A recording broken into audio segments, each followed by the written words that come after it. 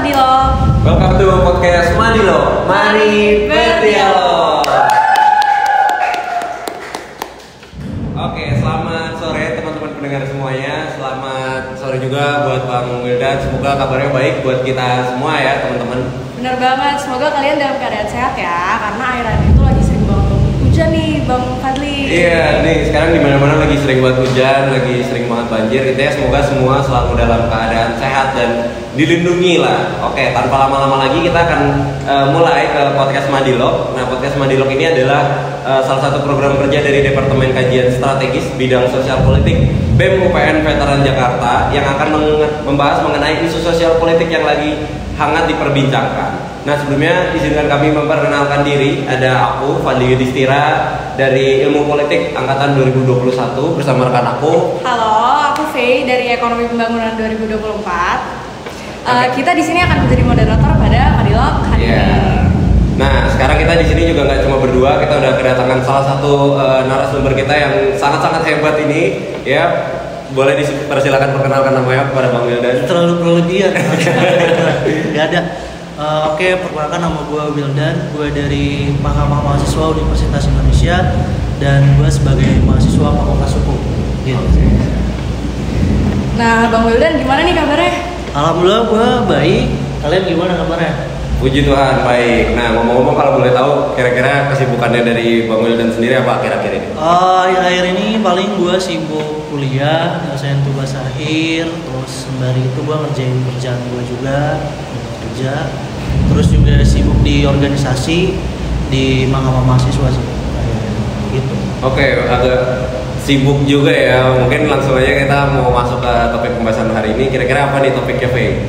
Topik kali ini seru banget nih Bang Fadli. Jadi topik kali ini tuh RUU Perampasan Aset, langkah progresif atau ancaman baru bagi koruptor. Ya, karena topik ini dibilang sangat penting ya, karena bicara soal korupsi, soal penanganan yang masih kurang maksimal dan lain-lain. Nah, ini adalah salah satu langkah yang anggapannya tuh bisa menjadi penyelesaian masalah dari permasalahan korupsi kita gitu ya. Mungkin mulai lanjut sama Faye. Bener banget. Tapi nggak hanya itu nih, di sini kita juga bahas mengenai RUU Perampasan Aset yang digadang-gadang bisa menjadi senjata ampuh untuk menyelamatkan aset negara dari para koruptor. Tapi emang ini efektif ya? Apa ini hanya sebatas wacana atau memang bisa diimplementasikan dengan efektif? Nah, kalian harus tetap pantengin podcast ini untuk memahami lebih dalam tentang RUU Perampasan Aset ini. Oke, Bang Wildan udah siap nih, kita biar langsung masuk ke pembahasan. Tapi gue agak kaget juga sih, tiba-tiba langsung ditanya tentang RUU Perampasan Aset gitu. Iya, karena memang bukan seru tapi cukup lah untuk kita berdiskusi hari ini gitu. Karena belum pernah dibahas di mana-mana, agak jarang bahas soal RUU Perampasan Aset ya. Mungkin pertanyaan yang pertama, menurut Bang Wildan tuh gimana kondisi korupsi di Indonesia hari ini? Apakah udah cukup membaik atau masih perlu banyak perbaikan gitu? Terus apa sih impactnya kepada masyarakat soal tingkat kepercayaan mereka ke pemerintah gitu? Oke. Sebelum gue masuk ke pertanyaan dan jawaban tadi, gue disclaimer dulu kalau misalkan ini jawaban gue based on dari pengalaman gue kerja di bidang hukum, kemudian sebagai mahasiswa fakultas hukum, kemudian juga sebagai masyarakat luas yang punya pandangan terkait dengan adanya tindak pidana korupsi di Indonesia. Gitu. Masuk. Dan satu lagi disclaimer, kalau misalkan nanti gue bahasnya agak kemana-mana tolong diingetin. Dan mudah-mudahan podcast kali ini bisa lah masuk dan cair bawaannya, kemudian juga bisa bermanfaat buat kalian. Masuk ke dalam pertanyaan pertama, gimana sih mengenai kondisi korupsi di Indonesia? Kalau jawaban dari gua, kalau kita hitung dari skala 0 sampai 100, dari gua sendiri sih masih ada di tingkat yang sangat tinggi ya. Kenapa? Karena hari ini tindak pidana korupsi terus merajalela, itu pertama. Kedua, ketika adanya merajalela ini, aparat penegak hukum itu biasanya tebang pilih lah terhadap adanya tindak pidana korupsi itu tersendiri. Gitu. Jadi nggak semua mengenai tindak pidana mereka proses, nggak semuanya mengenai tindak pidana itu bisa masuk ke dalam mekanisme hukum. Banyak sekali berita-berita yang kita lihat mungkin ya mengenai tindak pidana korupsi ini yang dia sudah dilaporkan tapi beritanya hilang. Terus juga banyak juga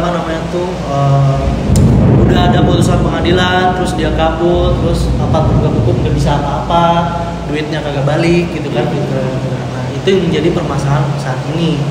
Nah dengan adanya hal itu pun kalau kita merujuk di tahun 2023 berdasarkan indeks persepsi korupsi di Indonesia, kerugian negara di Indonesia itu mencapai 48, nggak tahu gua lupa 48.000 atau 48 triliun, dan pengembaliannya sekitar cuma 7% dari 48 itu. Jadi artinya kondisi saat ini cukup mengkhawatirkan, dan gua pun berharap ya ini kita kan di pemerintahan baru ya, baru beberapa hari, dan mereka pun punya target 100 hari program kerja.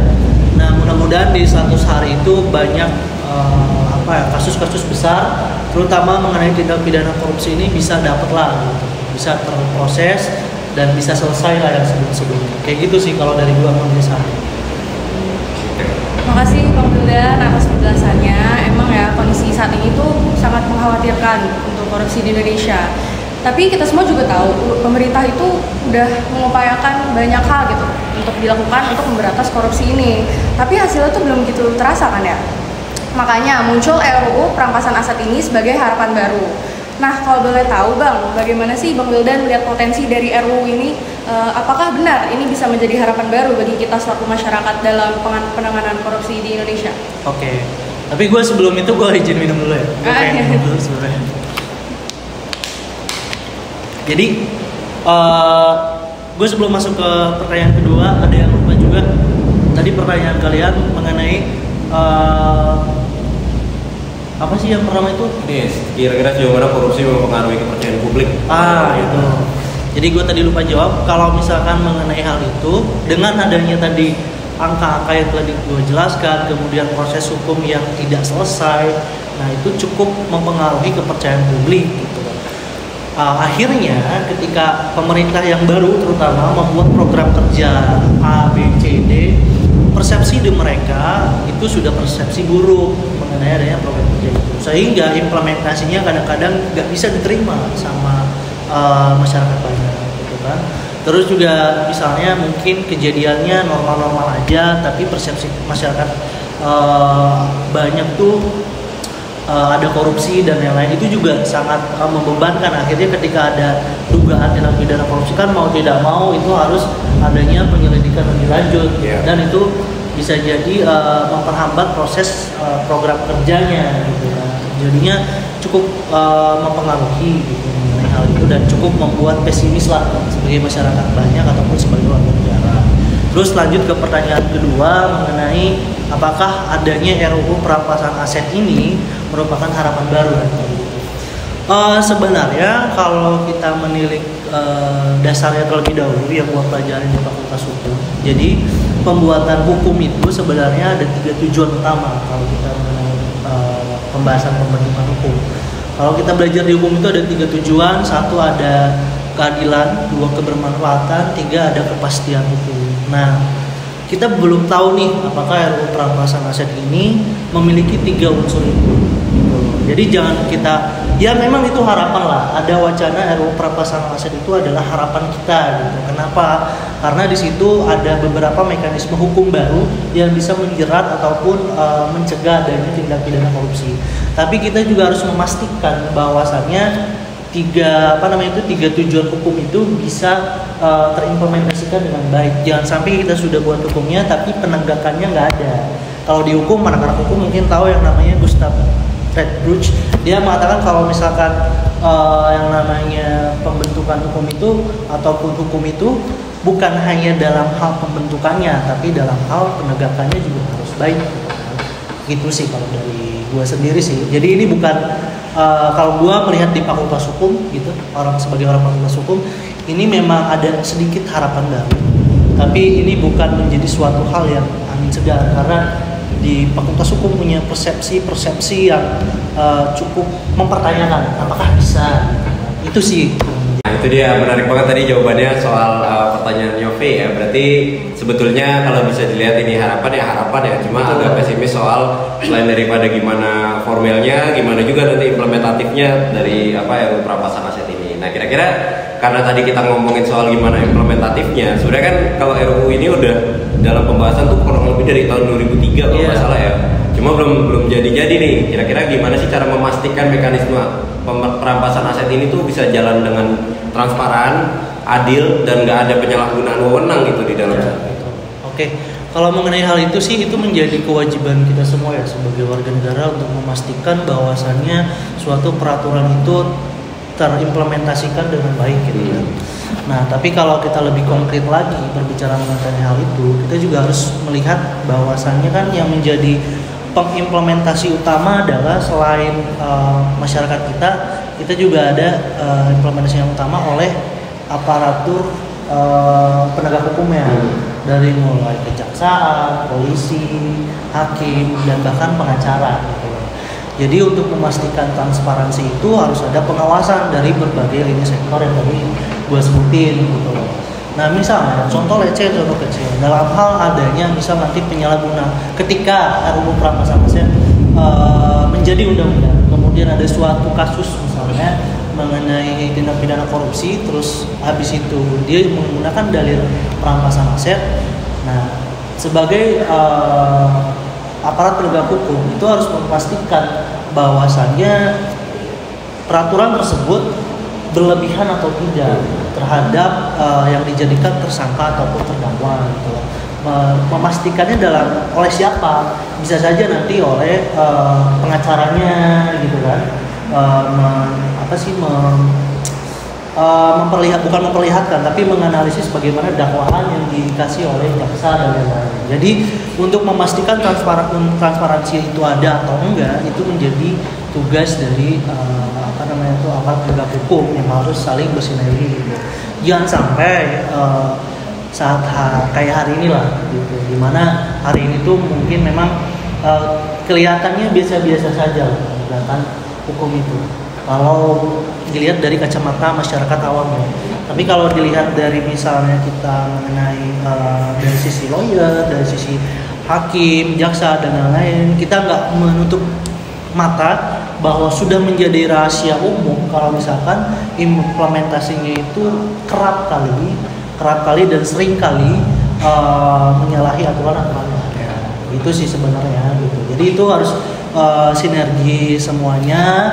Kemudian juga salah satu yang penting lagi, salah satunya adalah komitmen dari berbagai unsur ya, dari mulai hakim dan itu komitmen. Kalau misalnya mereka ingin negara ini tidak ada lagi tindak pidana korupsi ataupun kecil tindak pidana korupsinya, ya kita harus komitmen bahwasannya ketika ada perampasan undang-undang aset itu harus dijalankan dengan baik tanpa menyalahgunakan kewenangannya juga gitu loh. Karena tugasnya hukum itu bukan hanya kita menghukum seseorang gitu loh tujuannya, tapi seorang itu harus melekat pada dirinya ketika salah, melekat sebuah hukum yang pas, itu baru namanya keadilan gitu. Jadi relatif mengenai keadilan itu sih kalau dari gitu. Betul sih. Saya juga percaya bahwa transparansi itu kunci ya di sini. Apalagi kalau misalnya kita bicara soal kekuasaan yang besar seperti ini ya. Tapi selain transparansi, kita juga harus mempertimbangkan dampak dari perampasan aset ini dong. Karena nggak jarang perampasan aset ini malah mempengaruhi keluarga atau komunitas yang sebenarnya tuh nggak terlibat dalam tindak pidana korupsi ini. Nah, menurut Bang Wildan, gimana sih cara kita untuk melindungi hak-hak mereka agar tidak terimbas secara negatif dari kebijakan ini? Oke. Kalau kita tarik dari pembicaraan kita tadi membahas tentang RUU Perampasan Aset. Jadi sependek pemahaman gua di RUU Perampasan Aset ini ada mekanisme hukum baru yang diimplementasikan dalam tindak pidana. Nah, implementasi hukum barunya itu tentang pembuktian terbalik. Jadi pembuktian terbalik itu sederhananya adalah ketika jaksa melakukan tuntutan terhadap seseorang, yang membuktikan itu adalah yang dituntut gitu. Let's say contoh kecil, gue jaksa, lu orang lain itu melakukan korupsi, gue mendalilkan bahwa lu salah, lu korupsi gitu kan, dengan nilai-nilai sekian. Nah, nilai-nilai sekian kemudian harusnya sekarang kalau di undang-undang yang sekarang itu pembuktiannya sama jaksa gitu kan, sama jaksa.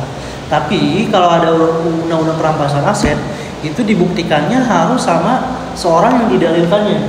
Jadi dia membuktikan bahwa harta-harta yang dia miliki itu jelas asalnya.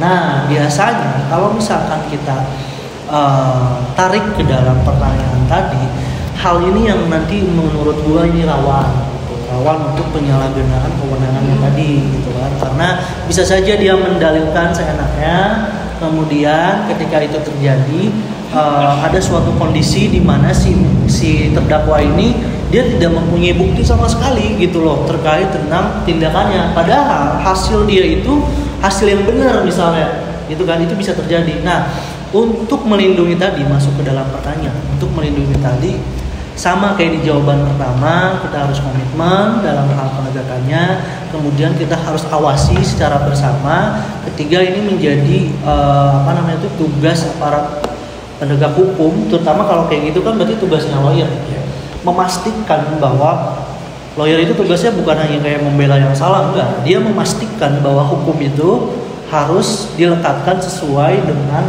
apa tindakannya yang salah, jangan sampai berlebihan.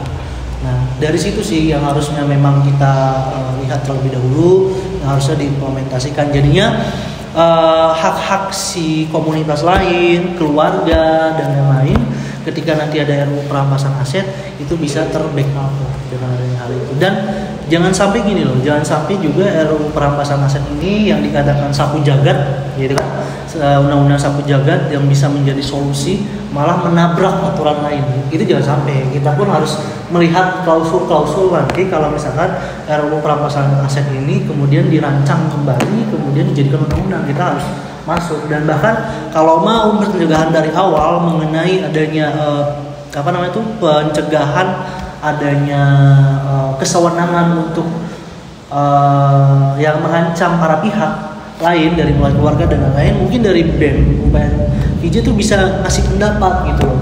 Sekarang kan bola panasnya RUU perampasan aset ini ada di DPR gitu, karena dari tahun Jokowi itu dia sudah ngasih surat presiden bahwasannya ini menjadi prioritas bagi DPR untuk dibahas. Nah, bisa aja dari BEM si UPN PJ ini untuk ngasih masukan ke mereka bahwasannya klausulnya seperti ini loh gitu loh yang benar gitu, biar nanti RUU itu menjadi undang-undang itu klausul-klausulnya tidak ada lagi yang ambigu dan bahkan menjadi salah satu senjata untuk penyalahgunaan kewenangan. Itu sih kalau dari itu aja sih. Oke, terima kasih atas penjelasannya Bang. Ini agak cukup komprehensif ya. Tadi soal gimana implementatifnya aspek perlindungan hukum yang memang cukup penting. Namun nggak kalah pentingnya tadi soal implementasi juga dari beberapa objek-objek yang juga nanti akan melakukan pelaksanaan dari RUU perampasan aset ini. Kira-kira apa aja tantangan yang Abang lihat soal implementasi dari RUU perampasan aset ini nih, dan seberapa siap sih skalanya dari APH kita untuk menjalankan ini secara efektif gitu dan efisien?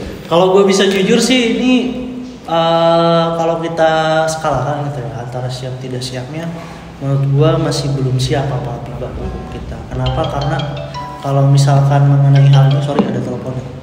Mengenai hal ini, pembahasan ini terjadi di beberapa ranah gitu, bukan hanya di hukum. Kenapa? Karena balik lagi atas dasar perkembangan sumber daya manusia kita gitu. Kalau kita berbicara panjang ya, kenapa bisa terjadinya penyalahgunaan, kenapa bisa terjadinya korupsi, kenapa bisa jadi program kerja tidak menghasilkan suatu hal yang baik dan bagus gitu. Itu karena memang sumber daya manusia kita yang cukup rendah dan itu menjadi tugas dan kewenangan dari si pemerintah untuk bagaimana caranya mempunyai program kerja yang bisa mengembangkan generasi baru itu yang baik gitu, SDM-nya mampu atau tidak gitu. Jadi intinya kalau menurut gua aparatnya nggak siap, kemudian jadinya tantangannya banyak gitu loh. Aparatnya nggak siap kenapa? Karena memang sumber daya manusianya belum bisa memenuhi adanya undang-undang perampasan aset. Salah satu contohnya adalah hal kecil, misal sumber daya manusianya jelek lah ya, kita bilang itu jelek. Misalnya dia memiliki latar belakang yang memang tidak jujur, itu kan merupakan pendidikan yang harusnya dari awal gitu didesain untuk bisa jujur dan lain-lain. Tapi bisa juga dalam hal SDM-nya, misal dari hal yang lain, misal ada tuntutan keluarga dan lain-lain, kan itu berdampak ke seorang penegaknya gitu. Ketika misalnya sekarang gaji mereka, contoh konkretnya gaji mereka kecil, kemudian tuntutan dari keluarga besar. Nah itu kan jadi suatu hal yang dorongan buat mereka untuk melakukan tindakan-tindakan penyalahgunaan kewenangan gitu kan. Artinya kalau misalnya sumber daya manusia kita masih berpikir seperti itu dan mengedepankan hal-hal seperti itu, maka implementasinya dan kemudian aparat penegak hukumnya siap atau tidak siap. Kemudian tantangannya tadi selain dengan sumber daya manusia yang belum siap, kemudian juga selain itu juga tantangannya mungkin nanti apakah RUU ini itu pembentukannya sesuai atau tidak, itu juga merupakan tantangannya. Kemudian juga apakah menabrak aturan hukum yang lain atau tidak, itu juga tantangannya, harus dilihat juga aturan-aturan yang lainnya. Kemudian selain itu juga tantangannya apakah nanti implementasinya terjadi tebang pilih atau enggak karena kepentingan tadi gitu. Jadi banyak sekali mengenai tantangan-tantangan mengenai perampasan aset. Jadinya masuk ke dalam pertanyaan-pertanyaan sebelumnya, ini bisa terjadinya kesewenangan gitu terhadap individu-individu lain yang memang tidak bersalah gitu. Bisa jadi bumerang lah gitu kalau misalkan tidak ada komitmen dan lain-lain gitu. Gitu sih. Wah, menarik banget ya perspektif dari Bang Wildan. Jadi walaupun RUU ini terlihat menjanjikan, kita nggak bisa nih menutup mata terhadap tantangan yang ada. Mulai dari kesiapan aparat hingga potensi penyalahgunaan kekuasaan. Tapi yang pasti kita semua berharap agar kebijakan ini bisa menjadi langkah progresif untuk memberantas korupsi di negeri ini. Nah, benar banget nih Faye. Jadi buat semua pendengar nih tetap kritis dan juga pantau terus perkembangan dari RUU perampasan aset ini, karena ini bukan cuma soal pemberantasan korupsi, tapi soal masa depan, transparansi dan keadilan di negara kita. Jadi selain daripada itu, memang soal pemberantasan korupsi ini bukan hanya soal RUU-nya, tapi soal gimana mental kita juga jangan jadi mental yang koruptif begitu. Nah, lanjut lagi boleh Faye? Wah, udah gak terasa ya, kita udah sampai di penghujung podcast kali ini. Terima kasih banyak untuk Bang Wildan yang udah meluangkan waktunya dan berbagi ilmu yang sangat bermanfaat tentang RUU perampasan aset ini. Diskusi hari ini benar-benar membuka mata kita semua tentang pentingnya langkah-langkah progresif dalam pemberantasan korupsi. Betul banget Faye. Semoga apa yang udah kita bahas di sini menambah wawasan dan kepedulian teman-teman pendengar terhadap isu sosial politik yang sedang hangat. Ingat, perubahan itu juga dimulai dari kesadaran kita semua dan terus mengawal kebijakan-kebijakan yang berpihak kepada rakyat, dan paling penting jangan lupa untuk tetap kritis dan selalu berpikir rasional gitu ya. Mungkin dari Bang Wildan ada sedikit closing statement buat teman-teman pendengar Madilog. Iya, jadi sebenarnya dari podcast ini mungkin jadi awal, kalau misalkan yang baru lihat ini jadi awal kritis dari mereka, bahan kritis dari mereka untuk supaya melihat lagi perkembangan hukum yang baru. Bukan hanya RUU perampasan aset, tapi juga pengaturan-pengaturan yang lainnya gitu loh. Karena pengaturan-pengaturan yang lainnya pun perlu kita lihat gitu kan, bagaimana pembentukannya, bagaimana implementasinya dan lain-lain. Kemudian untuk RUU perampasan aset sendiri, terlepas dari adanya persepsi-persepsi yang pesimis, tapi mudah-mudahan di pemerintahan yang baru ini gitu loh, di pemerintahan yang baru ini bisa jadi undang-undang. Kemudian ketika jadi undang-undang ini bisa terimplementasikan dengan baik. Mungkin saya juga perlu notice gitu kan. Sekarang Menteri Hukum dan HAM-nya itu Prof. Jimli, yang mana dia masukin dulu di 1999 dia masukin mengenai jadi perancang lah undang-undang tindak pidana korupsi yang pertama itu loh. Nah mungkin ketika beliau sekarang jadi menteri bisa lah beliau berpartisipasi dan istilahnya nge-push untuk undang-undang perampasan aset ini jadi dan terimplementasikan. Mudah-mudahan bisa jadi di pemerintahan yang baru ini dan terimplementasikan dengan baik, dan aparat penegak hukum siap dengan itu, dan warga negara bisa menikmati hasilnya mengenai undang-undang RUU perampasan aset tersebut, teman-teman. Gitu aja sih kalau dari gue. Terima kasih Bang Wildan atas closing statement-nya. Terima kasih juga ya untuk teman-teman pendengar setia Madilog yang udah stay tune dari awal hingga akhir. Podcast ini mungkin berakhir, tapi semangat kita untuk terus berdialog dan berpikir kritis harus tetap ada. Oke, sebagai penutup aku punya pantun spesial nih buat teman-teman semua. Nanti tolong dibantu. Iya. Burung merpati terbang tinggi. Hinggap di dahan pohon yang rindang. Terima kasih semua yang telah mendengarkan kami. Semoga ilmu hari ini bisa jadi bekal yang panjang. Bye Sobat Madilog, terima kasih. Sampai jumpa di lain waktu. Thank you.